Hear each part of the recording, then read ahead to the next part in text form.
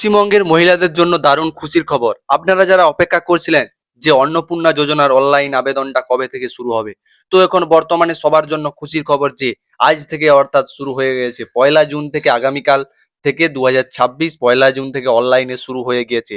এই সম্বন্ধে কিন্তু অফিসিয়াল আপডেটটা এসে গিয়েছে।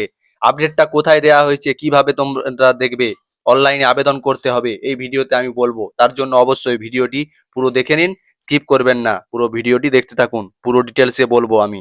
তোমাদেরকে বলে দিই, অগ্নিমিত্রা পাল মহাশয়া এবং নারী সুরক্ষা কল্যাণ মন্ত্রী দপ্তর থেকে কি বলেছেন। বাংলার মা বোনেদের আর্থিক ও সামাজিক সুরক্ষাকে আরো শক্তিশালী করতে অন্নপূর্ণা যোজনার ফর্ম ফিল আপ ও নিবন্ধন প্রক্রিয়া শুরু হয়ে গিয়েছে।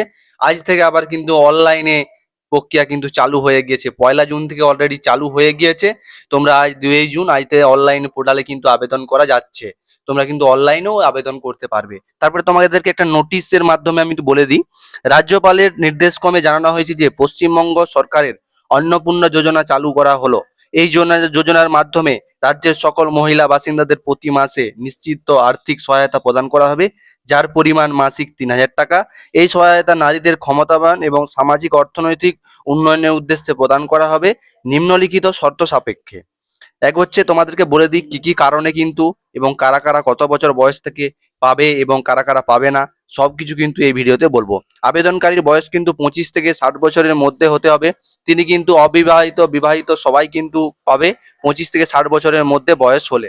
তিনি কোনো স্থায়ী সরকারি চাকরিতে নিযুক্ত থাকলে কিন্তু পাবেন না, এবং রাজ্য বা কেন্দ্র সরকারের অধীনে কোনো নিয়মিত বেতন বা পেনশন পেলে পাবেন না।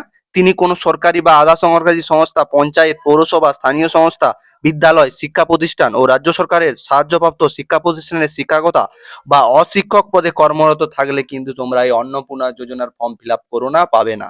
তোমাদেরকে বলে দিই, তিনি আয়কর প্রদানকারীও হবেন না, তাহলে কিন্তু হবে না। উপরের শর্তাবলী প্রথমে তোমাদেরকে বলে এই উপরের শর্ত পূরণকারী মহিলাদের প্রতি মাসে 3000 টাকা সরাসরি সুবিধাভোগীর আধারযুক্ত ব্যাংক অ্যাকাউন্টে ডিবিটি ডিরেক্ট বেনিফিট ট্রান্সফারের মাধ্যমে প্রদান করা হবে।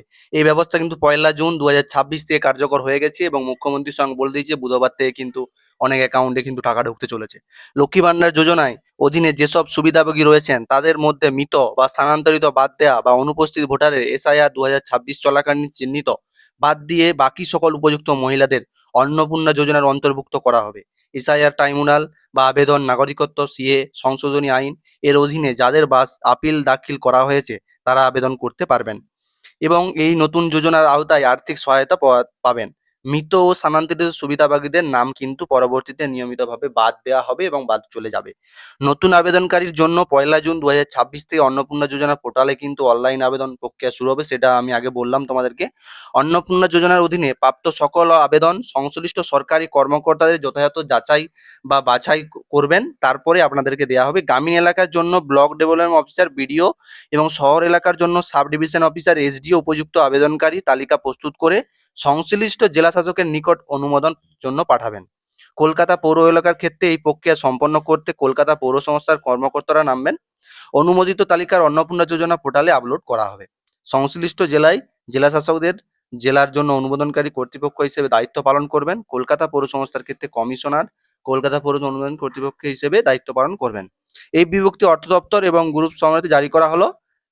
এই বিজ্ঞপ্তি তোমরা দেখে নিলে পুরো তোমাদেরকে ডিটেলসে বলে দিলাম কারা কারা পাবে কারা কারা পাবে না। মেন যেটা দেখা গেলো, সরকারি কর্মচারী যারা, তারা কিন্তু অলরেডি পাবে না।